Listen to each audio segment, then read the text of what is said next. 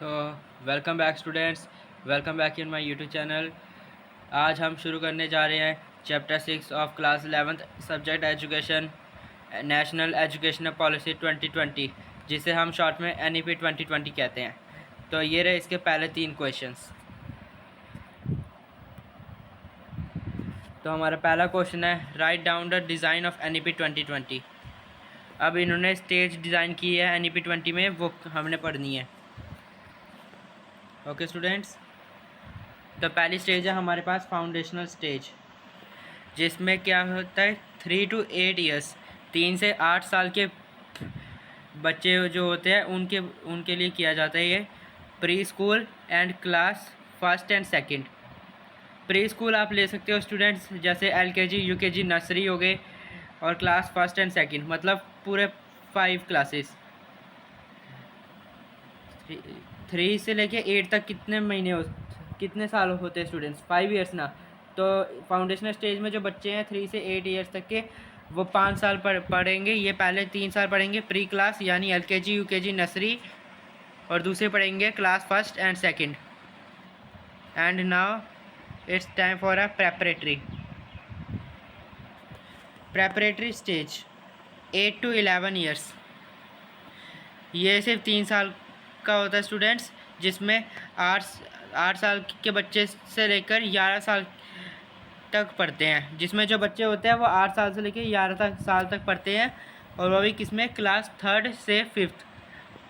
Class 3rd से लेकर 5th तक मतलब 3 साल।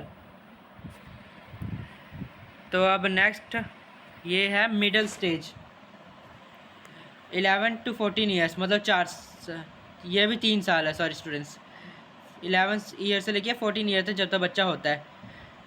और क्लासें कौन सी करेगा ये? 6th 7th 8th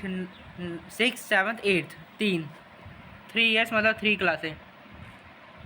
now secondary stage 14 to 18, ये करेगा class 9th 10th 11th 12th मतलब 4 क्लासें करेगा। ये 4 ईयर्स की होती है ये students. Okay, so now next question is write down the guiding pillars.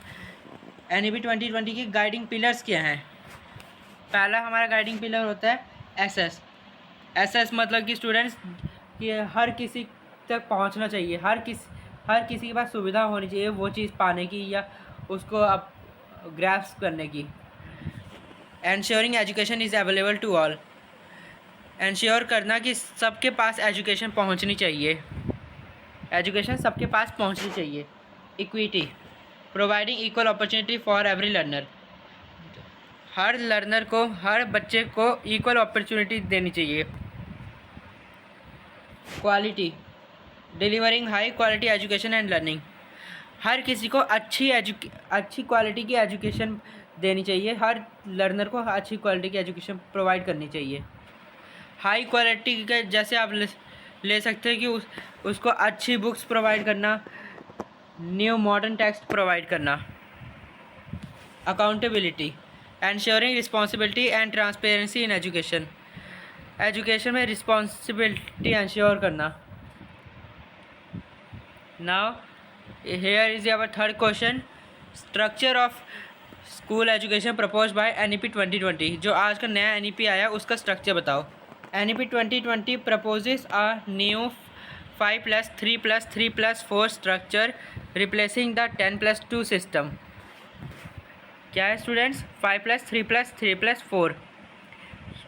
जिसको ये 5+3+3+4 समझ नहीं आ रहा है क्या है, ये एक बार फिर से बता देता हूँ। ये जो आपने अभी डिज़ाइंस पढ़े हैं इसके 3 to 8, 8 to 11, 11 to 14, 14 to 18, ये सारे यही है। ये नया स्ट्रक्चर है जो अभी कुछ सालों में लागू हो जाएगा। 3 to 8 5 years, 8 to 11 3 years, 11 to 14 3 years and 14 to 18 4 years. तो हो गया ना स्टूडेंट्स 5+3+3+4। जो पहले का सिस्टम था एजुकेशन का वो 10+2 था, लेकिन अब ये सिस्टम है आया है। यहाँ पे नीचे आपको दिया है students, foundational stage 5 years, middle stage 3 years, preparatory stage 3 years and secondary stage 4 years. This structure focuses on age appropriate learning for children age 3 to 18। ये नया स्ट्रक्चर इसलिए बनाया गया है ताकि जो पेरेंट्स होते हैं वो पहले बच्चे को कौन से साल में डालते थे स्कूल, जब बच्चा छः साल का हो जाता था, 6 साल का हो जाता था तब बच्चों को स्कूल डालते थे। लेकिन इस स्ट्रक्चर के मुताबिक अब जो बच्चा होगा उसको तीसरी क्लास से ही स्कूल भेज दिया जाएगा। और बच्चा तीसरे साल में पढ़ेगा नहीं, जब वो 3 साल का होगा वो पढ़ेगा नहीं स्कूल में जाके, LKG UKG नर्सरी में पढ़ाई नहीं होगी।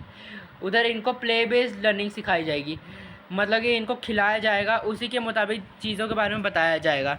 और फिर उसके बाद 1st 2nd क्लास में थोड़ा बहुत इनको इंट्रोडक्शन दिखाया जाएगा और लिखना पढ़ना सिखाया जाएगा।